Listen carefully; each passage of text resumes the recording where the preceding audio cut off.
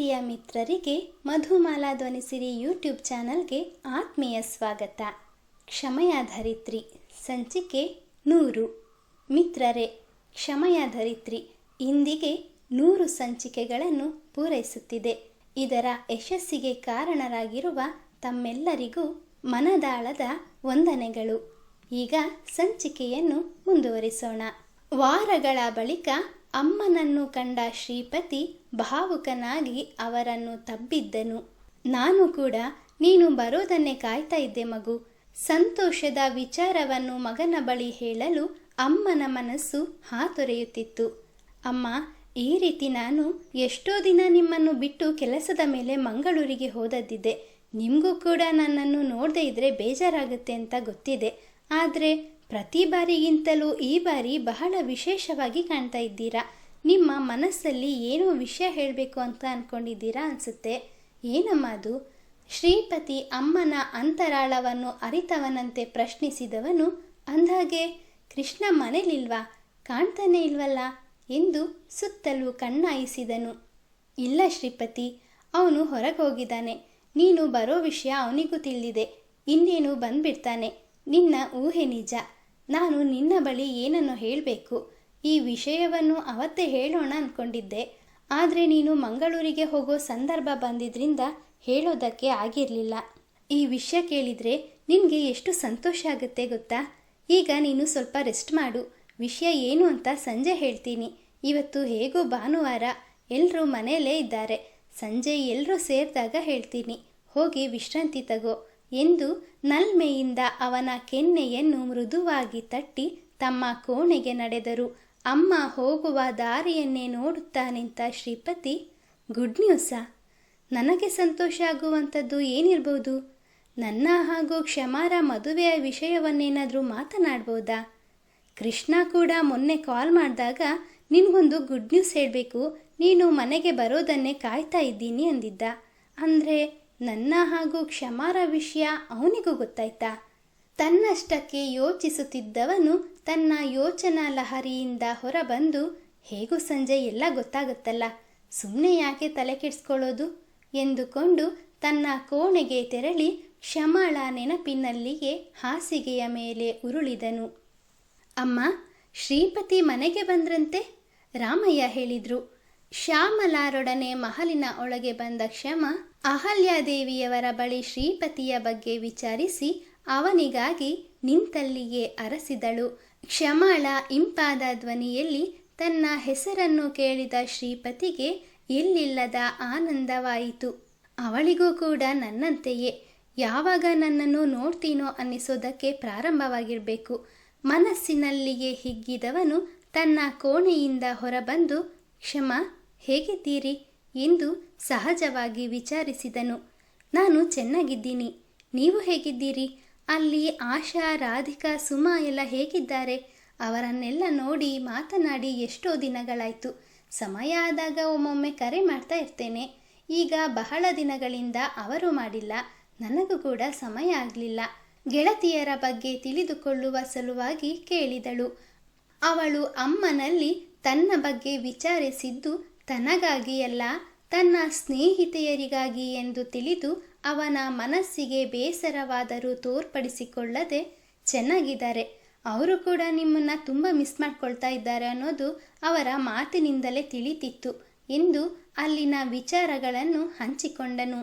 ಆಗಷ್ಟೇ ತನ್ನ ಕೋಣೆಯಿಂದ ಹೊರಬಂದ ಕೃಷ್ಣ ಅವರ ಮಾತಿಗೆ ಜೊತೆಯಾಗುತ್ತಾ, ಅಮ್ಮ, ನಾವ್ಯಾಕೆ ಮಂಗಳೂರು ಬ್ರಾಂಚ್ ಕ್ಲೋಸ್ ಮಾಡಿ ಇದೊಂದನ್ನೇ ಸರಿಯಾಗಿ ಮೇಂಟೈನ್ ಮಾಡ್ಬೋದಲ್ಲ? ಅಲ್ಲಿಂದ ಇಲ್ಲಿಗೆ ದೂರವೇನೂ ಕಡಿಮೆ ಇಲ್ಲ. ನನಗೂ ಈ ಕೆಲಸದ ಬಗ್ಗೆ ಅಷ್ಟೇನು ತಿಳಿದಿಲ್ಲ. ನಿಮಗೂ ಪದೇ ಪದೇ ಅಲ್ಲಿಗೆ ಹೋಗೋದಕ್ಕೆ ಆಯಾಸವಾಗುತ್ತೆ. ಉಳಿದಿರೋದು ನಮ್ಮ ಶ್ರೀಪತಿ. ಇಲ್ಲಿಯೂ ಬೆವರು ಸುರಿಸಿ ಕೆಲಸ ಮಾಡ್ತಾನೆ. ಕಾಲ್ ಬಂದರೆ, ಪ್ರಾಬ್ಲಮ್ ಆದರೆ ಒಂಟಿ ಕಾಲಲ್ಲಿ ಓಡೋಗ್ತಾನೆ. ಅವನ ಕಷ್ಟವನ್ನು ನಾವು ಕೂಡ ಅರ್ಥ ಮಾಡ್ಕೋಬೇಕು ಅಲ್ವೇನಮ್ಮ ಎಂದು ತನ್ನ ಅಭಿಪ್ರಾಯವನ್ನು ತಿಳಿಸಿದನು. ಅವನು ಬಂದ ಇಷ್ಟು ದಿನಗಳಲ್ಲಿ ಶ್ರೀಪತಿಯ ಕಷ್ಟವನ್ನು ಅವನು ಬಲ್ಲವನಾಗಿದ್ದನು. ಕೃಷ್ಣ, ಈ ಯೋಚನೆ ಬಹಳ ವರ್ಷಗಳ ಹಿಂದೆಯೇ ನನಗೆ ಬಂದಿತ್ತು. ಆದರೆ ನಾವು ಅಲ್ಲಿ ಕೆಲಸ ಮಾಡ್ತಾ ಇರೋ ಕೆಲಸಗಾರರ ಬಗ್ಗೆಯೂ ಯೋಚನೆ ಮಾಡಬೇಕು. ಅಲ್ಲಿ ಕೆಲಸ ಮಾಡ್ತಿರೋರು ಬಹುತೇಕ ಮಂದಿ ಮಂಗಳೂರಿನವರೇ. ನಮ್ಮ ಕ್ಷಮ ಮೊದಲು ಬೆಂಗಳೂರಿಗೆ ಬರೋದಕ್ಕೆ ಒಪ್ಪದಿದ್ದದ್ದು ಅದೇ ಕಾರಣಕ್ಕೆ. ಬಳಿಕ ಮನೆಯ ಸಮಸ್ಯೆಯಿಂದಾಗಿ ಅವಳು ಇಲ್ಲಿಗೆ ಬರಬೇಕಾಯ್ತು ಅಷ್ಟೇ. ನಾವಿಗೆ ಸಡನ್ನಾಗಿ ಕಂಪ್ನಿ ಮುಚ್ಚಿದ್ರೆ ಅಲ್ಲಿ ಕೆಲಸ ಮಾಡೋ ಎಷ್ಟೋ ಜನಕ್ಕೆ ತೊಂದರೆ ಆಗುತ್ತೆ. ಬಡವರ ಹೊಟ್ಟೆ ಮೇಲೆ ಹೊಡೆಯೋಕ್ಕೆ ನನಗೆ ಇಷ್ಟ ಇಲ್ಲ. ಹಾಗಾಗಿ ಅದನ್ನು ಮುಚ್ಚೋ ಯೋಚನೆ ಸದ್ಯಕ್ಕೆ ಬೇಡ ಎಂದರು.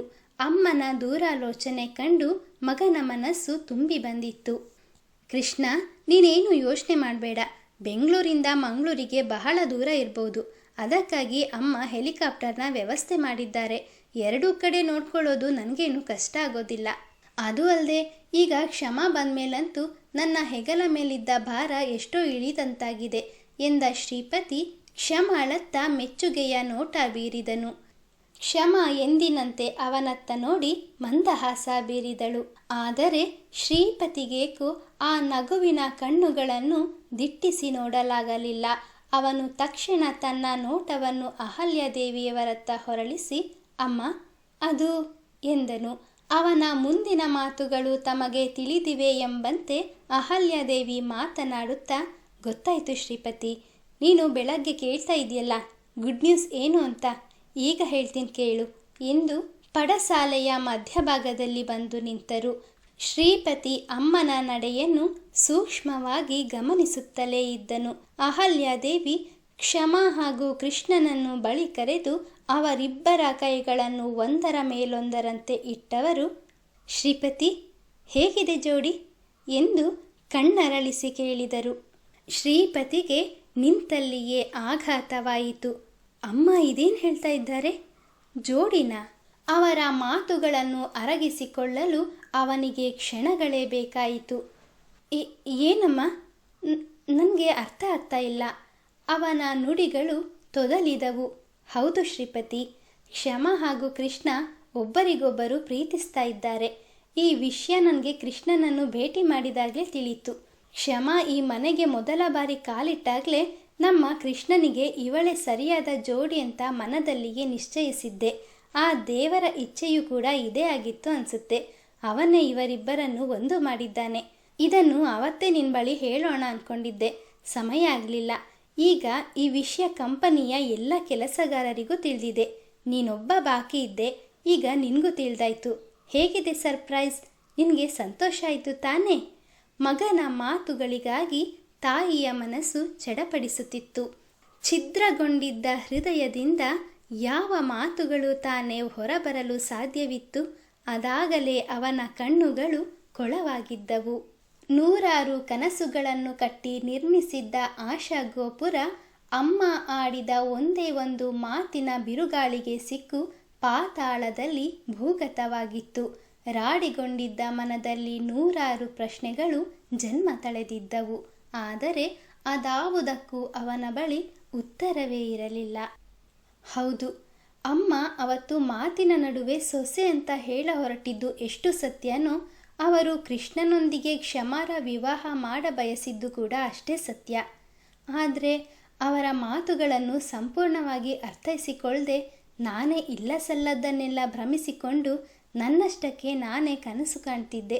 ಇದು ನನ್ನ ಮೂರ್ಖತನದಿಂದ ನಾನೇ ಮಾಡಿಕೊಂಡ ಪ್ರಮಾದ ಎಂದು ನೆನೆಸಿಕೊಂಡವನ ಹೃದಯ ದ್ರವಿಸಿತು. ಶ್ರೀಪತಿ, ನೀನು ಎಮೋಷ್ನಲ್ ಅಂತ ಗೊತ್ತಿತ್ತು, ಆದರೆ ಇಷ್ಟೊಂದು ಎಕ್ಸೈಟ್ ಆಗ್ತೀಯ ಅಂತ ಗೊತ್ತಿರಲಿಲ್ಲ. ನನ್ನ ಮದುವೆಯ ವಿಷಯ ನಿನಗೆ ಇಷ್ಟೊಂದು ಸಂತೋಷ ಕೊಡುತ್ತೆ ಅಂತ ನಾನು ಅಂದ್ಕೊಂಡಿರಲಿಲ್ಲ. ನೋಡು, ನನ್ನ ಮದುವೆಗೆ ಯಾವ ಕೊರತೆಯೂ ಆಗಬಾರ್ದು. ನೀನೇ ಮುಂದೆ ನಿಂತು ಎಲ್ಲವನ್ನು ನಿಭಾಯಿಸಬೇಕು. ಮಾಡ್ತೀಯ ತಾನೇ? ಮನೆ ಹಾಗೂ ಕಂಪನಿಯ ಜವಾಬ್ದಾರಿಯನ್ನು ಹೊತ್ತಿರೋ ನಿನಗೆ ಇದೇನು ಕಷ್ಟ ಆಗೋದಿಲ್ಲ ಅಂತ ನನಗೂ ಗೊತ್ತು ಎನ್ನುತ್ತಾ ಕೃಷ್ಣ ತಮಾಷೆಯಲ್ಲಿ ಅವನ ಬೆನ್ನಿಗೆ ಗುದ್ದಿದನು. ಬೇಡ ಕೃಷ್ಣ, ಈಗಾಗಲೇ ಆಗಿರೋ ನೋವನ್ನೇ ತಡ್ಕೊಳ್ಳೋದಕ್ಕೆ ಆಗ್ತಾ ಇಲ್ಲ. ಶ್ರೀಪತಿಯ ಧ್ವನಿ ಗದ್ಗದಿತವಾಯಿತು. ಯಾಕಪ್ಪ, ಏನಾಯ್ತು? ಎಲ್ಲಾದರೂ ಪೆಟ್ಟು ಮಾಡ್ಕೊಂಡ್ಯಾ? ಅಹಲ್ಯಾದೇವಿ ಆತಂಕದಿಂದ ಅವನ ಬೆನ್ನನ್ನು ನಿಧಾನದಲ್ಲಿ ಸವರಿದರು. ಏನೂ ಇಲ್ಲ ಅಮ್ಮ, ಸುಮ್ಮನೆ ತಮಾಷೆಗೆ ಹೇಳಿದೆ ಅಷ್ಟೆ. ಕೃಷ್ಣ ನನ್ನ ಅಣ್ಣ, ಅವನ ಮದುವೆಗೆ ಓಡಾಡಬೇಕಾದದ್ದು ನನ್ನ ಕರ್ತವ್ಯ ಎಂದು ನೊಂದ ಧ್ವನಿಯಲ್ಲಿ ಹೇಳಿದನು. ಆದರೆ ಅವನ ಅಂತರಾಳದಲ್ಲಿ ಗುಪ್ತಗಾಮಿನಿಯಂತೆ ಹರಿಯುತ್ತಿದ್ದ ನೋವಿನ ಧ್ವನಿ ಯಾರಿಗೂ ಕೇಳಿಸಲಿಲ್ಲ. ಅದೆಲ್ಲ ಆಗೋದಿಲ್ಲ. ನೀನು ಆ ಆಸೆಯನ್ನು ಇಟ್ಟುಕೊಳ್ಬೇಡ.